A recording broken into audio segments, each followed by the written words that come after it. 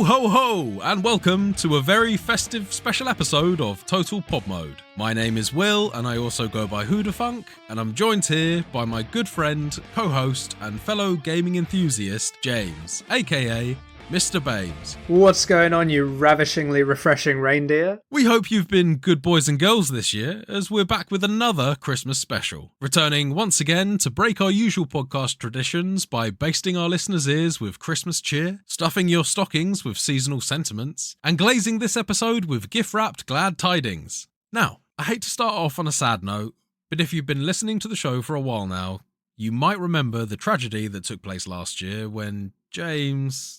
What did I do? Well, for starters, you mistook Santa for an intruder and shot him. Hey. We both thought he was an intruder. It just so happened I had a gun at the time. Well, so in that case, you, quite literally, pulled the trigger on that one. I was trying to protect us, man. Protect us from what, James? Christmas cheer? Let's not get into the blame game again. It was an honest accident. Nevertheless, I have been a little worried about the state of Christmas this year. Given the fact that we offed Santa last year, you really can't have Christmas without Santa, and I bet the elves are completely lost without their leader and employer. And with the elves jobless, who's going to make all the presents? I don't know, man. Why are you asking me? It's not like I'm Santa. You say that, but you are looking a little grey on the top there, buddy. And I honestly don't remember you having a beard last week. And a white one at that. It looks like you've aged about 40 years since the last episode. Well, first of all, go f*** yourself. But I have got to admit, I have been feeling a little weird since last week. And I did develop this nasty cough. Whoa, that really is some cough. In all honesty, I've been feeling really strange the last couple of days.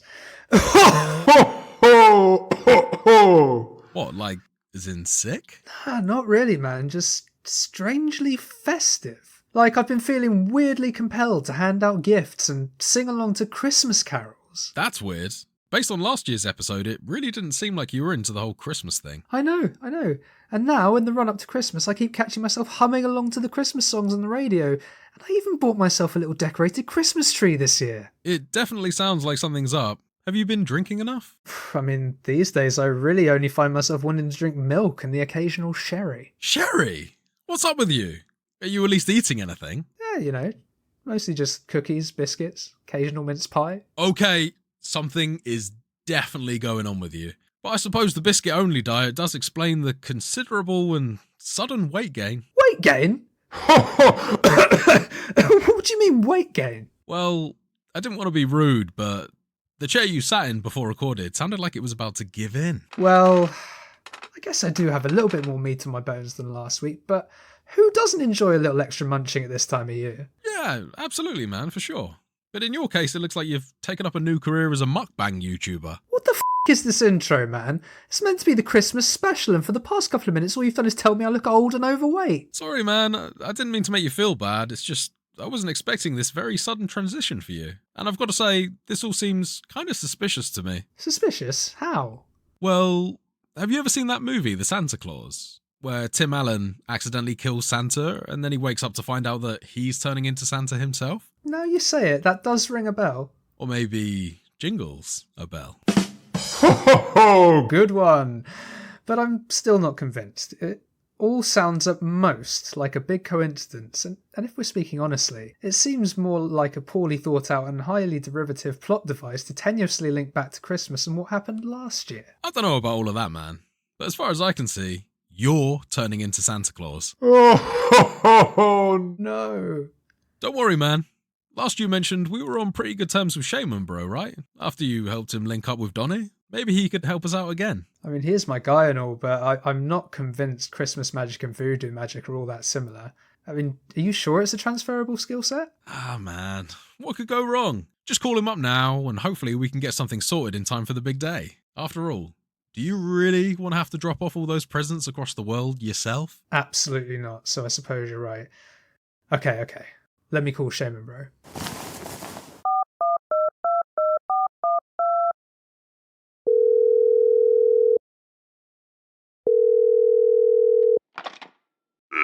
Merry Christmas! Hey man, what's good? Yeah, good to hear from you too, man. Hey, listen, buddy. We found ourselves in a little bit of a pickle again. Look, I know it's not great timing, but we really need your help. Any chance you can make it over tonight? It's Christmas Eve now, and without you, I'm not sure Christmas is even going to happen this year. Yeah, he's here. What's he saying? Okay. Yeah, sure, don't worry about him. I'll make sure it happens. See you later, bro. Go on. What did he say? You're not going to like this, but Shaman Bro said he'll only agree to help fix this Santa curse if we agree that Shaman Bro can perform the ritual live on the podcast. What? Fine. But only because this is an emergency. We can probably just edit out most of his parts anyway. Exactly, it should be fine. And if he goes a little off script, we can just edit it out. Okay, man, well, now that's kind of sorted, I do feel a bit better about this Christmas episode. I just hope Shaman Bro pulls through and manages to help us save Christmas this year. You and me both, man. As much as I'm starting to feel the festivities, I really want to be back to my normal Scroogey self. With Shaman Bro on his way, I guess we'd better roll on with the rest of the show before he arrives. Coming up this episode, we'll take a break from games and talk a little about our plans this Christmas, send each other some gifts to show we care, and round off the episode with a hopefully successful Santa curse removal. Before all of that though, let's roll on with the socials. You can, as always, find the podcast on Spotify, Apple Podcasts, and pretty much anywhere else you get your podcasts by searching for Total Pod Mode. We also post regular video content of our playthroughs, stream highlights, as well as the podcast on our YouTube channel, Total Pod Mode. You can also find us on X by searching for @TotalPodMode, all one word. And whilst you're there, you can find me at Mr. Bames, and I'm also on Twitch under twitch.tv/MrBames_TPM. Or you can find me at Whodafunk on X, and I'm also on Twitch under twitch.tv/Whodafunk. I guess I really don't know what Christmas is all about. So, kicking off the next unconventional section of the pod, we're moving on to Christmas traditions, and this is one that I wanted to talk a little bit about this year, because unlike last year, I'm actually going to be spending this one in Norway.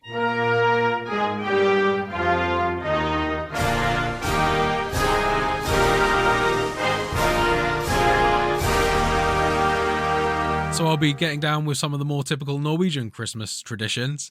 And I thought that it would be a cool thing to talk about, to explore some of the things that I'll be getting up to this Christmas. Yeah, it does sound really interesting. What sort of Christmas traditions do they have that might differ from some of our own? I think one of the bigger traditions is that Christmas isn't really just kind of Christmas Day, or rather Christmas Eve, Christmas Day, and Boxing Day, 3 days like it is in England. It's a much more kind of prolonged period. So, just for instance, it's pretty traditional. They do have celebrations on the 25th, but they also have their big day on the 24th as well, like they do in a lot of other places in Europe. And then after Christmas, pretty much from the 26th until the 30th is just called like the second Yule Dag, the third Yule Dag, fourth Yule Dag, and so on. Plenty of Christmas days. Yeah, exactly, yeah. Christmas Eve, the 24th, is known as Julaften, which pretty much directly translates to Christmas Eve. But then interestingly, there's a couple days running up to Christmas as well. So on the 23rd, you've got Lille Julaften, which just means little Christmas Eve. And then after that, they even go an extra step and they have Bitte Lille Julaften, which is, I guess, kind of directly translates to teeny tiny Christmas Eve. Teeny tiny Christmas Eve. Yeah, I don't really know a better translation for that, but that's pretty much what that means. You know, in England, we typically have a shorter period, 3 days tops, really. And even then, Christmas Eve isn't really used for much more else than maybe getting a takeaway, getting nice and levered, and wrapping up the presents before the big day. I don't know about you. Christmas Eve's one for the kids, I think. I was going to ask you about all these little days and teeny tiny evenings and whatnot. Is that all spent with family still? Because I can sort of see that if it's like a huge family time, or is it often just do what you want? Yeah, it is quite a close family time during all of that. Unlike in England, where a lot of very keen families end up putting up their Christmas decorations really early. You would typically actually do that, I think, on the 23rd. So it's pretty much a couple days before Christmas. In those days as well, you'll probably be baking a lot of cakes and biscuits.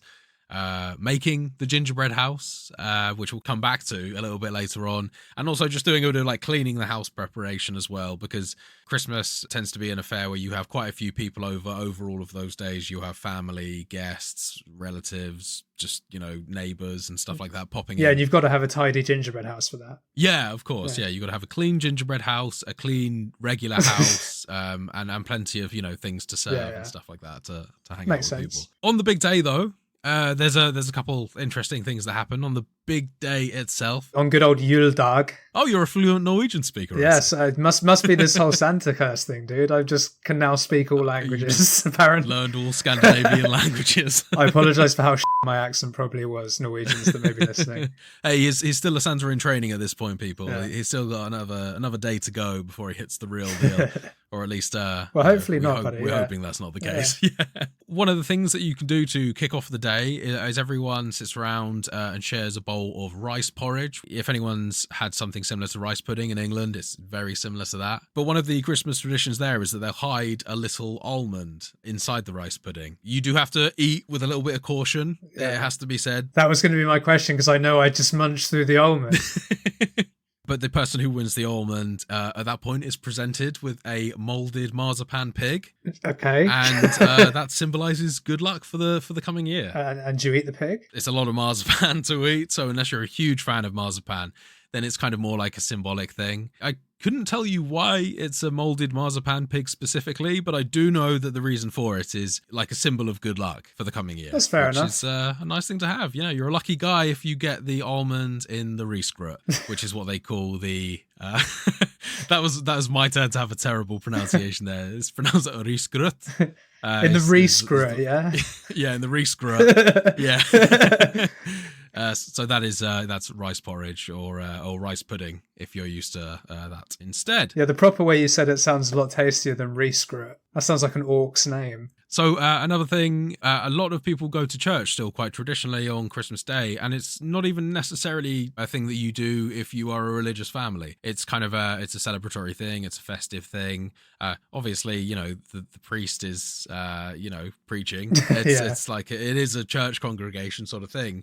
But a lot of the families go that aren't typically religious themselves, and it's more of a kind of like a traditional thing to do. Yeah. I think that happens over here as well a little bit. Not so much these days. Yeah, but... you're probably right, actually. A lot of people that don't typically go to church may well go for a church service over Christmas. Yeah. Dinner is this is the part of the day where everyone typically gets quite dressed up. Some people in Norway would wear their bunad, which is like a kind of a piece of attire that is specific to the region of Norway that you come from. It's got a lot of adornments, lots of silver jewelry around it and things like that. It's a very traditional dress or a suit. Like a kilt. Yeah, absolutely. Yeah, in terms of like historical significance and things like that. Yes, I would say so. Yeah, a little bit like a German lederhosen as well. Not in terms of style. No, but in terms of what it represents, thing, like your family, your clan, your whatever. Right, exactly that. That's kind of cool. But yeah, very different to over here because we just dress up in trackies and get drunk, right? So exactly. Well, yeah, no, I was a little bit worried that I was just exposing my kind of regular scumbag self, that I just sit there in my trackies and my diehard Christmas jumper and sit there at the table. I will probably stick to my diehard Christmas jumper. I think that's kind of like a deal breaker situation for me. Is the diehard jumper stays on during Christmas Day. Hey, you've got to have some of your own traditions, even in the midst of others, right? Yeah. But dinner is actually a pretty nice ordeal. It's something to really look forward to. A couple of the traditional things that you'll have is a dish called pinnekjøtt, which is something that I'm not actually a super big fan of, but it's like a very salty, steamed and brined lamb that you get. It's like a lamb rib. You often serve that with steamed potatoes, pickled cabbage, Swede mash. I'm about pickled cabbage and Swede mash. I think that the thing that I typically look forward to the most on a Christmas meal, or one of the Christmas meals, is the ribba, which is just a large side of pork, all scored up with all of the skin and fat. So you get absolutely masses of crackling. There's loads of tender meat underneath. All the fat has been kind of like melted out a lot of the time. So it's just really, really soft bits of pork. And that is absolutely my favourite part of a Christmas dinner. Sigrid's folks are actually really good cooks, and her mum makes the best ribba and steamed potatoes that I've ever had, honestly. Nice. Steamed potatoes, it doesn't really sound like the most exotic thing. No. You haven't tried Aud steamed potatoes. Oh, fair. Okay. piece for piece, there's probably fewer components than an English Christmas dinner, but there's plenty to go around. Yeah. Make no mistake. So you asked a little bit about Christmas traditions that differ from what we do in England. And I guess a couple of the big things that I'll point out or kind of note. It's pretty traditional to have a dance around the Christmas tree. This isn't considered something that just children might do. This is something that the grown-ups get involved with as well, to varying degrees of sobriety. But you tend to just kind of like link arms and have a little swag around the Christmas tree, and good times ensue. And speaking of the trees, they can look a little bit different in Norway as well. I think it's becoming less of a thing now, but I think that it's pretty traditional to have actually just a bunch of Norwegian flags all around your Christmas tree as well. I think the national pride there is pretty strong, considering that it wasn't all that long ago that they were occupied by Sweden. So I think that their kind of national pride comes out. And they actually have, instead of tinsel, you'll often see just chains of Norwegian flags all around the tree. Like bunting? Yeah, kind of like, just flag bunting, that goes around the tree, yeah. They do have lights and things like that, but unlike the tree that I try and get here, which is like a various coloured lights tree with lots of different coloured baubles, and it kind of looks like a child has just attacked it with Christmas decorations, it's a little bit more tasteful, right? I would say, in Norway. I can admit that. But it's really up to personal preference, sort of how you want to do it. But what I will say is, it's a very tidy looking tree in Norway, very tasteful, no multicolored lights and things like that. No garish tinsel. And expensive decorations. Yeah. No tinsel. No tinsel, no way. Just Norwegian flags. Is it even a tree, really, if there's no tinsel in it? We tend to take turns over in England, which tree we have each year. So one year we'll have like a Norwegian tree. We don't go the whole hog and do the Norwegian flags, but we do kind of like cut back on the decorations, do a bit of color coordination. Yeah.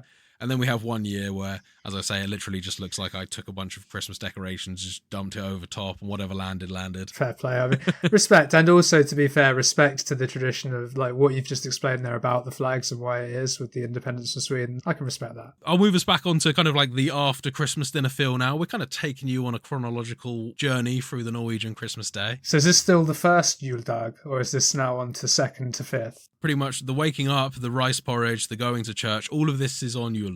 Right. Christmas Day, including getting your Christmas dinner, and then you'll move on to kind of coffee and cake section afterwards. Oh, hell yeah. There is no kind of cheese board thing that we do over in England typically, or maybe that's just a family tradition of my own. I'm not a cheese guy, so... Right, fair enough. So for me it's not, but... Instead of having like a big Christmas pudding and stuff like that, you'll instead have just an assortment of biscuits that have been cooked throughout all of these days running up to Christmas. And it's a pretty widely held tradition as well that you'll have at least 7 different types of biscuits and cakes assorted for the guests. Similar to the marzipan pig, it's a lucky number. So again, it's just kind of like a good luck thing, I guess. I don't know what happens. Is your Christmas ruined if you have 8 different kinds of biscuits or if you have 13? 6? At that point, the whole of next year is just cursed, I think. So as you can imagine, it's a pretty like heavy food day as well. And, typically you'll be drinking as well quite a bit throughout all of this. And the only thing keeping you awake at that point is the coffee. Any traditional Norwegian drinks they have at Christmas? Yeah, actually, great question. They do. They have actually a specific drink called julebrus, and they have a couple different variants of it. Christmas Bruce. Christmas Bruce. Exactly that. Christmas soda. Oh, it's Bruce soda. Bruce, yeah. Is it good? Yeah, it's a very hard to define flavour, I find. It's a very sweet drink. It is good. I prefer the red version of it. But again, I really couldn't point my finger on exactly what that tastes like. It's kind of got a taste that I can only really compare to something like Tizer, which again is kind of like unquantifiable by human standards. You just don't know what that is. There's one very last thing that I forgot to mention is that gingerbread house that you start off making in one of the days running up to Christmas. And this kind of follows typically before New Year's. You take a hammer to that motherfucker. Oh, wow. Like a sledgehammer or like a hammer? Like a claw hammer? Like a regular kind of domestic hammer. That's... You smack the shit out of that and bring it to the ground. I'm not really sure what that's about, but it is definitely a widely held tradition to destroy your gingerbread house, as Christmas closes off. Do you munch it afterwards, or do you just bash it into dust? Well, I mean, by that point, it could have potentially been sitting around between anywhere to like a couple days to sometime over a week. So that didn't answer the question. It's pretty stale and dusty at that You're not point. answering the question. You always take a few nibbles, yes.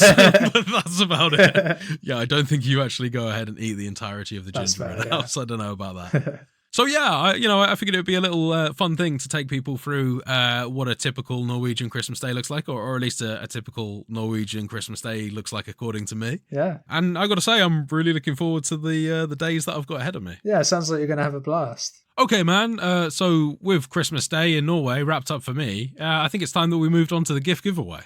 Isn't there anyone who knows what Christmas is all about?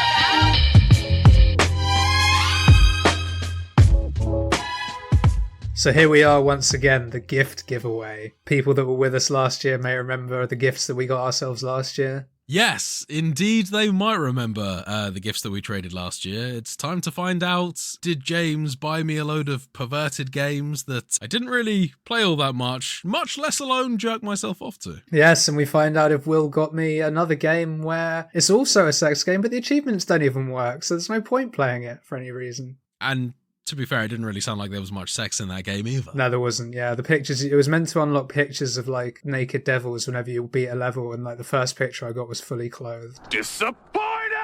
So we find out, I guess, this year whether either of us have learnt to be nicer or if we're just going to do each other in again.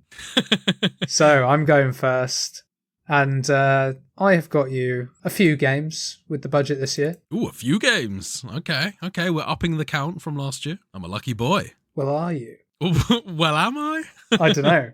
We're about to find out. So the first game I got you, I must confess I've not played myself, but it is a game that my friend Daniele has spoken very highly of. He actually sort of recommended I get it. Okay, that's a good start. There's a couple of mechanics in it that I'm personally not into, but I think that you do quite like. And without going too much into spoilers before I reveal what it is, but the game basically involves you preparing yourself for your journey in various ways, going out and dealing with the treacheries of said journey. The first game I've got you, Will, I don't know if you've heard of it, is Outward, the definitive edition. No, I've never heard of that before at all, actually. That's a completely new one on me, I think. It's not one I'd heard of before, but speaking to Daniele about it, he says that the combat's pretty decent, but you have to really prepare for every single journey you go on. So you have to craft your stuff, you have to make sure you've got all your gear and stuff in order so that you can survive. It's nice to get a gift that is something that's completely unfamiliar, and something that will be something new to get into. It definitely sounds like it's up my street. What are some of the core mechanics? Do you know, is it a third-person combat game, first-person combat game? How does it all work? I believe it's third person, not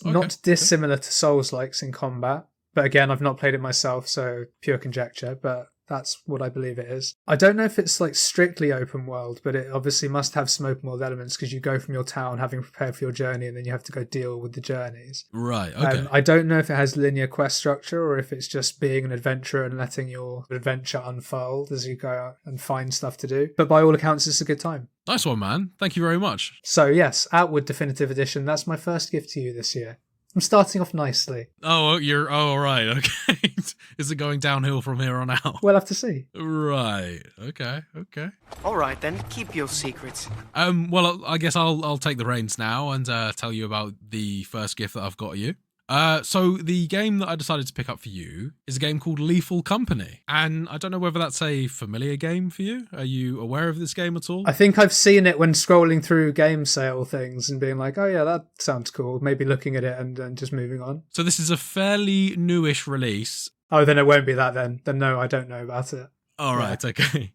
So this game is actually currently in early access. It's a very small studio game, low budget game. It's got a bunch of jank to it, which I feel has quite a lot of charm, personally. It focuses around a team of astronauts who are contracted to be on a planet recovering a certain amount of scrap and junk metal from the base that you're on. And you need to fulfill a certain amount of quota of this scrap metal that you'll find whilst exploring in order for the company that employs you to not end your contracts and therefore your lives. So you really are fighting for survival on this environment that you need to run around finding junk and scrap that you can feed into the machine. That all sounds well and dandy, but also perhaps a little bit boring. And one of the main standout points of this is some of the enemies in the game that are really interestingly designed. There's an enemy in the game that is, for the most part, non-lethal. They'll leave you alone. They're just there to spook you. However, if you start taking their junk and their scrap, then they will start to pursue you and attack you and kill you very quickly. And they can be bargained with. You can use other objects in the game of perhaps lesser value to give to them to hold on to, and then you can take their scrap. That's just one of the ways that you can navigate this enemy. There's another enemy in the game that will often lurk in dark corners behind doors, and it will latch onto you the moment that you walk into the room and lurk behind you and hide behind you until you suddenly turn around and notice it, and it will scare the shit out of you every time. Because it really does just kind of stick to you almost as if it's your shadow. And if you do notice it and spend too much time looking at it, similar to a Minecraft Enderman, it will come after you as well. One of the really technically impressive enemies that I've seen in the game will actually record your in-game voice chat and repeat it back to you in the game as if it's one of your buddies nearby. That's a little creepy. Very creepy. So one of the core components of this game is around the cooperative gameplay. So it's a game that I'll absolutely be picking up myself so that we can have some good times in this. You might hear me speaking to you inside our little space station, telling you where to go and doing stuff. But then at one point, you might hear my voice coming around a corner from you, telling you to go over there and do something. Obviously, easier to pick up on if it's just me and you playing, but if you're playing with a group of people larger than that, it can be very confusing. Yeah, that sounds really gnarly. There's some spooky stuff in this game. It's classed as a cooperative horror game about scavenging at abandoned moons to sell scrap to what's known as the company. And the reason why I got you this game was pretty much due to its popularity alone, really. It just looked like a really interesting one for us to potentially play together.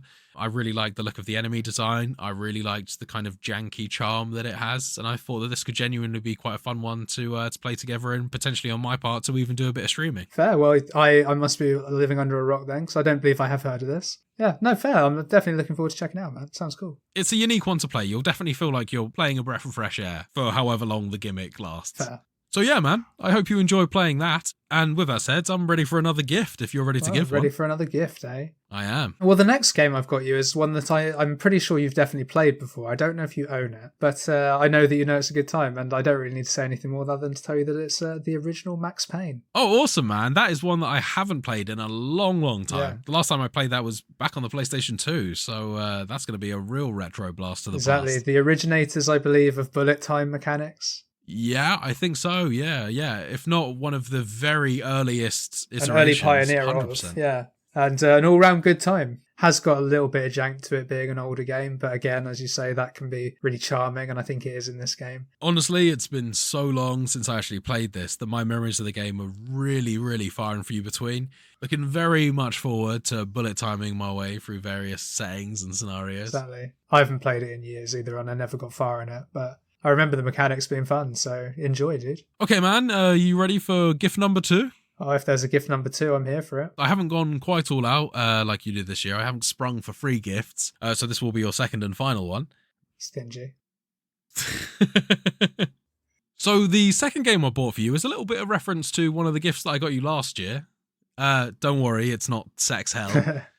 So I actually picked you up Halls of Torment. Ooh. It was running off of the back, I would say, to some degree of the success of Vampire Survivors. I have actually showed you this game before, so I think that you are aware of it, even if the name doesn't immediately ring a bell. This is a kind of bastardized child between Diablo and Vampire Survivors. Yes, I do remember you showing me this. And I think that this one, due to the kind of retro nostalgia of the Diablo look, combined with the awesome gameplay of Vampire Survivors, with its own unique twist on it as well, I'm pretty sure that you're going to have a great time with this game. Well, I loved Vampire Survivors eventually. When I learned how to play and knew what I was doing, amazing game. Yeah. So if this is anything like that, I'm sure it would be great. This is actually, like Lethal Company, this is another game that's currently in early access, although I think this one is due to come out of early access fairly soon.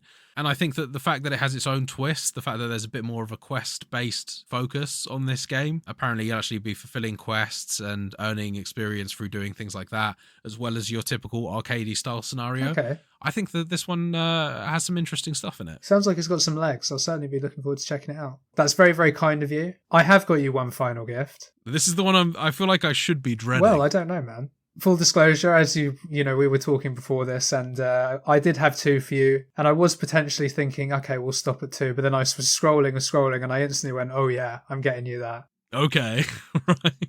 The way that you say that doesn't make it sound good.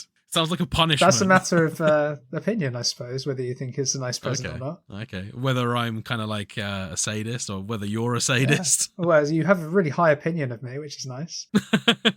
Well, I mean, you haven't exactly talked up this procession of games, or at least you said that the first one was your sort of gift, and then now I'm worried.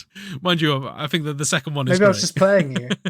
What do you truly think in your heart of hearts? I feel like you bought me Mr. Furry 2. Wow. Okay, cool. It's not Mr. Furry 2.0. I'm sorry to disappoint you. Damn. I mean, oh, thank God. No, the final game I've actually got you is one that I was talking about earlier this year on the podcast. And it's one that I thoroughly enjoyed, but it's not for everyone. Okay. Will, I've got you the Technomancer as your final gift. So you have a really bad opinion of me for no reason. Well, no, I'm putting that one on you, man. You made it sound like I was about to get another kind of like litany of perverse games. But Technomancer, thank you very much, man. That is a game that I have been very interested to try for a while. You did talk it up quite a bit. And this is kind of one of the early Spiders games, right? So I think that it would be a cool chance to see where the kind of DNA began if I ever do go on to play some of their later games. It's the one before Greedfall. So it's not like early, but it's not recent. Well, I mean, if I ever get around to playing Greedfall, it would be interesting to see just where sort of some of the strands of thought went in terms of the game design. It's a game I thoroughly enjoyed. I love Spiders, as you know. See what you think about it. If you enjoy the Technomancer, there's every chance you'd probably enjoy Bound by Flame, Mars Warlords, Greedfall, and the rest of them. See what you think. Thanks very much, man. No, I'm looking forward to playing all of those games. Thank you. No problem at all. See, it must be this whole Santa curse thing, man. I'm being nice. I'm just getting you nice Feeling gifts. Super. Oh, man. If I was my usual self, you would absolutely have gotten like. Definitely getting Elf Sex Dungeon. But here we go. Here we are. Okay, man. Well, it sounds like the gift giving is truly over. Thank you very much for my gifts. Absolutely no problem. Thank you very much for my gifts as well. So with all that said, I think we're pretty much done with this episode. I hope listeners have had an enjoyable time listening to us prattle on about what's going on this Christmas and trading a few gifts between us. Yeah, not talking about sex games for half an hour like we did last year. Yeah. Not talking about games very much at all, actually. This has been a pretty games-light Total Pop Mode episode, but hey, that's what you get with the Christmas special. We've now both got some new games to go play, so there'll be plenty more games to talk about in the new year. I can tell you what Christmas is all about.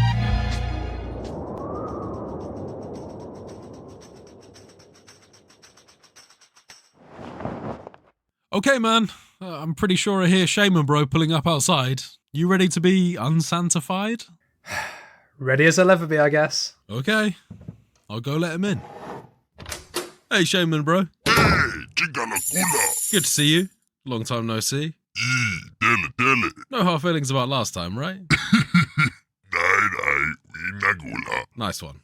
Ho ho ho! Season's greetings.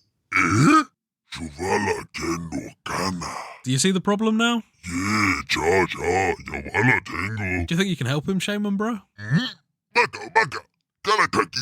Wate Kala. Watala. I think that was a yes. Although I have to admit, my shamanese is a little rusty these days. Sese Nundala. It's good enough for me, man. Let's get this thing going. Okay, Shaman Bro. What do you need this time? Oto Wendigo. Okay. Hulu Vega. Mm-hmm. Dancing. Yeah. Lengtunda. Uh-huh. Ventilawin. Okay, pines from a Christmas tree, cloves, a string of tinsel, sherry. Ooh, sherry. Not right now, James, just wait. And the final ingredient. Oh, god damn it. Why is it always blood of a virgin? Jojo. Fine, just get it over with. You sure this is gonna work? Yo, Wadango Naka. Okay, you're the expert. Okay, James, have a few swigs of this and make yourself comfortable. And, Shaman Bro, take it away. Shotengo Shokula Soyula. Shotengo Shokula Soyula. Shotengo Ho Shokula. ho ho! Shotengo Shokula. Whoa! Okay, man, I think we're done. Are you back with us? I think so, man. I mean, do I look back to normal? Almost. One sec. Much better. Oh man, I'm so relieved that's over. Nenga tila kala. What do you mean, more or less? Sakingala. Shaman bro? What's going on outside?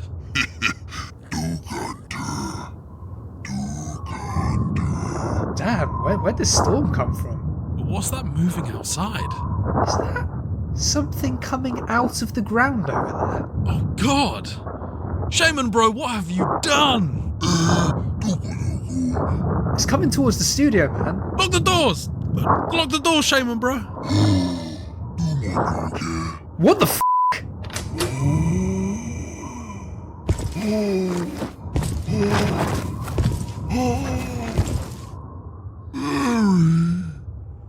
Christmas. Oh jeez! Oh god! Shaman bro, what did you do? Tufenga, yaidenga. Is that Santa? More like zombie Santa! Look, I mean, it's not like I don't appreciate the work done. It's just, was there any way to make him look less decomposed? Senenga, kalaksanina. Nagataka sikala. Okay, fine. It's just, I'm not sure Zombie Santa is going to go unnoticed. Where am I? Now, hang on, man. This could actually work out. Think about it. Hardly anyone actually sees Santa on Christmas. He arrives down a chimney, drops off the presents, has a little snack, and is on to the next place before anyone notices he's there. This might be okay. I don't know, man. Santa's looking pretty vacant, and I'm pretty sure his nose just fell off. We can truss him up a little bit before we send him on his way. I guess so. What do you think, Shaman, bruh? Sengamin tea, man. Sengamin tea. Alright. I guess it's settled then, but it's not exactly how I wanted things to go. It's gonna do for now, at least, I guess. Well, I, for one, am just happy that it's no longer my responsibility to deliver all those presents. Speaking of, if we want Christmas to actually take place this year, we better let Zombie Santa get on with it. He needs to get back to those elves to get them working again. It's crunch time for them. I suppose so. You're right, man. Maybe I need to lighten up a bit. I guess we did save Christmas after all. That we did, buddy. And after all that, I think it's about time we closed off this festive Christmas special for another year. Okay, fine, yeah. I agree. Just to say, one last thank you from all of us at Total Pod Mode. We hope you have a fantastic day wherever you guys are, or however you choose to spend it. And we'll see you all in the new year. Merry Christmas, everyone. Merry Christmas, everyone. Dingadula saneda. Merry Christmas.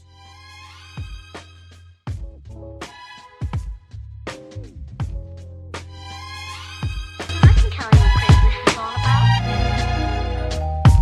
Chestnuts roasting, Jack Frost nipping